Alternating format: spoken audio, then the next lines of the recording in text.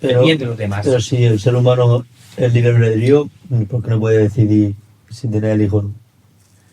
Ahora te lo digo. Luego te lo digo. En el aborto, ¿qué se da? Lo contrario. Esto es mi cuerpo, es mi decisión. Mi cuerpo es para mí. Mi cuerpo es esclavo de mis miedos, de mis temores, de mis pasiones, de todo lo mío. ¿Mm? Mientras Cristo viene al mundo a través del vientre de María, ¿cómo le haría el demonio daño a Dios? Atacando a los frutos del vientre de dentro del vientre de María. Y es una manera de atacar la puerta por la que entró Dios. Tú dices, si tiene libre albedrío, ¿puede decidir o no puede decidir? Sí, claro que puede decidir. De hecho, puede decidir abortar. De hecho, se aborta. Pero aquí no estamos negando si puede o no puede, sino si es correcto o incorrecto, si es bueno o es malo. Es que a veces pensamos en lo bueno o lo malo atendiendo a las posibilidades. Y volvemos a lo mismo, lo utilitario. Si algo es útil y algo es posible, la pregunta que hago siempre es, ¿todo lo posible es plausible? Hay que distinguirlo. Porque con nuestro libre albedrío podemos hacer el mal. Pero el hecho de que se pueda hacer no significa hacer bien. El hecho de poder hacerlo no significa que se convierta en un derecho. Porque el derecho viene de ahí, de lo directo, de lo bueno, de lo correcto. Entonces, ¿qué ocurre? Que cuando Hans Kelsen nos habla del positivismo legal, jurídico, ahí vamos a separar, como han hecho muchos filósofos posteriores a los filósofos clásicos en superación, como por ejemplo hizo un gran maestro de la filosofía como Nicolás Maquiavelo, que lo que hace es divorciar la ética de la política. Pues también la filosofía y la ciencia ha tenido momentos históricos en los que se ha divorciado de lo ético y de lo moral, que versa sobre la bondad o maldad de los actos humanos. Entonces, y ahora dices, ¿y por qué es malo, por ejemplo, el aborto y es tan bueno para hacer daño a Dios? Entre comillas. ¿Por qué? Porque es malo, porque va contra la naturaleza que es la vida. ¿Y qué hay que proteger? La vida. En el momento en que no proteges la vida, que ya no hay nada más a lo que puedas aspirar. ¿Entiendes? Nada más triste, por ejemplo, que ver que la especie humana se ataca a la especie humana. Y ahora no me pueden utilizar a mí argumentos ni ad hominem, ni argumentos propios de esto. Es decir, no, pero es que ¿y la guerra? No, cuidado. Que por defender el derecho a la vida de nacer no significa defender la muerte de una guerra. Porque yo defender esto no es ir contra lo otro, sino cada cosa en su sitio y procurar siempre lo bueno. Luego ya hay atenuantes y agravantes que le pueden dar un cariz más o menos emocional para juzgar la cosa con más o menos facilidad. Pero ahora estamos tratando las cosas de manera absolutamente racional. Como por ejemplo el hecho del aborto previo al nacimiento. Cuando ves un vídeo de aborto, entonces tú te das cuenta de que no es tan bueno. Pero ¿quién lo ha visto? ¿Quién lo ve? ¿Quién se queda igual después de eso? Pues no. Entonces, ¿cuándo ves que una cosa es buena o mala? Cuando la presencias en el mismo instante y cuando sigues el camino, no desde fuera, sino dentro, ¿no? Yo estuve en Israel, por ejemplo, y en Palestina, y yo tuve diálogos con uno que era guía palestino. No todos los palestinos son musulmanes, no todos los palestinos son cristianos. Hay palestinos musulmanes, hay palestinos cristianos, hay palestinos de todas clases, de confesiones, todo tipo, ¿no?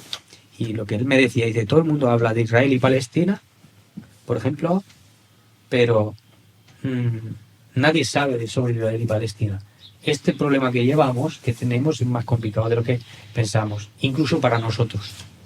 Hablar gratuitamente de todo, la todología es muy común hoy en nuestros días.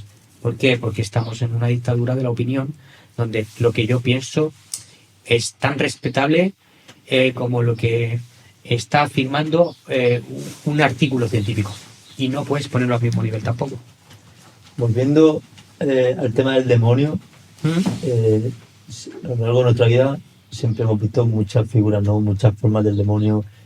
Alguien alto con cuernos, otro en forma de cabra, otro de baja estatura. Se han visto muchas cosas de demonio, incluso como una especie de dragón. Yo he visto imágenes, hay muchas Hay imágenes, muchas representaciones.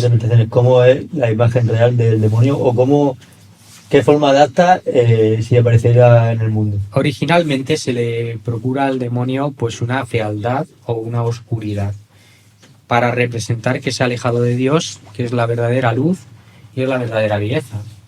De hecho, le cambia el nombre. Lucifer originalmente era Luzbel, que significa luz bella, luz hermosa, luz radiante. Y se convierte en Lucifer, luz fea, luz oscura, luz apagada, luz horrible. ¿Mm? El demonio se le ha representado muchas veces porque tiene varias representaciones, como en todo. ¿Cómo se te puede representar a ti? De dos formas. O una forma horrenda o una forma bellísima. ¿Y por qué se te puede presentar de dos maneras?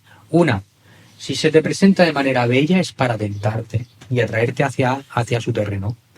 Y si es de forma fea y horrible es para amedrentarte, para intentar con su presencia y su impronta, su imagen, pues atemorizarte y condicionarte para que tú vayas por donde él quiere que vayas. Tanto una como la otra son condicionantes. Juegan contigo. Si tú quieres, claro. Ahí está el tema. Lo que tienes que hacer con todo esto es mirar a Dios. Pero se te puede representar de estas maneras. Son representaciones distintas porque en épocas distintas se le ha representado, primero, conforme al conocimiento del ser humano en ese momento, de cómo entendía al diablo en ese momento. ¿Cuándo se le caracteriza con formas horrendas? Cuando hay periodos históricos horrendos. Al demonio en la época de la peste no se le va a representar como algo hermoso, se le va a representar como casi el ángel de la muerte, entre comillas, atribuyéndole ese tipo de cosas. ¿Cuándo se le va a atribuir como algo bello? Pues desde que en el siglo XIX, por ejemplo, se da el tema del esteticismo y con el esteticismo los movimientos lujuriosos. Hay un esteticismo en el que se identifica el bien con la belleza y como una persona guapa no puede hacer nada malo, pues el demonio puede tentar con eso, ¿no? Y a veces se representa de una manera y a veces de otra, pero siempre es así, ¿no? Se me olvidó antes comentártelo cuando has dicho lo de la infestación. Es que eso aparece en la película de Expediente Warren, lo explica, sí. Que eran exorcistas. Bueno, cuando lanzan objetos en las casas o te van haciendo ruido, ¿esos son demonios o puede ser a veces un familiar que se manifiesta? No, generalmente cuando es algo virulento y no se sabe la procedencia, se tiende a pensar que es algo malo. Un familiar, un amigo no te va a coger y te va a tirar un vaso, ni va a cerrar puertas para que te asustes. ¿Qué haría tu abuelo? ¿Te va a asustar? No, ¿verdad? Normalmente las almas cuando están en el cielo están presentes por la vía del amor, no por la vía de la infestación, ¿entiendes?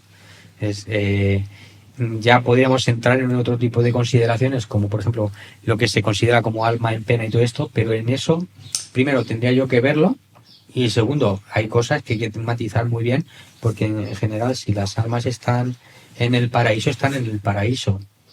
Que tienen la capacidad por obra y misericordia de Dios de contemplarnos o por lo menos rezar por nosotros, sí, pero hay que tener en cuenta que hay que llevar cuidado con este tipo de cosas. De ahí hablaremos de, por ejemplo, posibles puertas al infierno, como son prácticas espiritistas como la Ouija o la quiromancia y otro tipo de cosas, ¿no? Se ha comentado que hay varios demonios, pero si el demonio es egoísta y tiene mucha maldad, si hay varios, ¿no se pelearían entre ellos para ver quién tiene el poder? No. Vamos a ver, la tensión está normal, pero por ejemplo, como decíamos, a Jesús le acusan de expulsar un demonio con el poder de Belcebú, el señor de las moscas. Belcebú está atribuido a la corrupción. La corrupción, la putrefacción, todo lo que tenga que ver con ello. Y le acusan a él de que con el poder de Belcebú ha expulsado un demonio. Entonces Jesús dice, ningún reino puede sobrevivir si se divide contra sí. No puede un reino luchar contra sí mismo. Pero lo que está declarando es que él dice, si Satanás se revolviera contra sí mismo, no podría subsistir.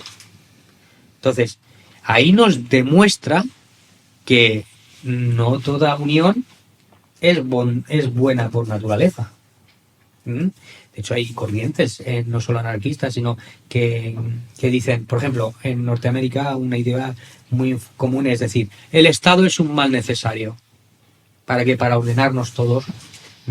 Los estados se ordenan ya sea por temor o por amor, como dice Maquiavelo en su obra del Príncipe, ¿no? Dice, si no te aman, al menos que te teman, y jugamos entre el amor y el temor, ¿no? Entonces, Satanás y su reino tiene que estar unido por rangos de poder, de utilidad y de finalidad común. El mal se unifica para hacer el mal. Es decir, todos los que se han rebelado contra Dios tienen un enemigo común. Por eso a veces se dicen, oye, los que no son enemigos, o sea, los que no son amigos, al menos se pueden unir si tienen un enemigo común. Y ahí están las fuerzas de la utilidad, ¿no? De lo utilitario. Y eso es lo que pasa con el demonio y con los ángeles. ¿Son egoístas? Sí, pero yo, si me conviene, me uno a mientras yo llegue al fin que yo quiero. Y el fin que yo quiero es este lado, este lado, este lado. Cada uno acepta su jerarquía en posición, pero con un fin común. Y eso no significa que sea bueno. Un Estado o un país abocado al mal, se va todo al mal. Eso ha pasado en los totalitarismos del siglo XX. Ha habido estados, el comunismo, los fascismos y nazismos y tal. Todos esos estados han acabado yendo a un lugar malo, ¿no? Que luego había que matizar muchísimas cosas para juzgarlo. Aquí, grosso modo, decimos, un estado que va hacia el mal acaba mal, pero van juntos. ¿Por qué? Porque, como he dicho antes, hay argumentos para todo y podemos argumentar absolutamente de todo. Eso ya lo hacían los sofistas en la época incluso de Sócrates. Cuando, por ejemplo, en la apología de Sócrates, Meleto y toda esta gente pues le atacan, y cuando él era bueno.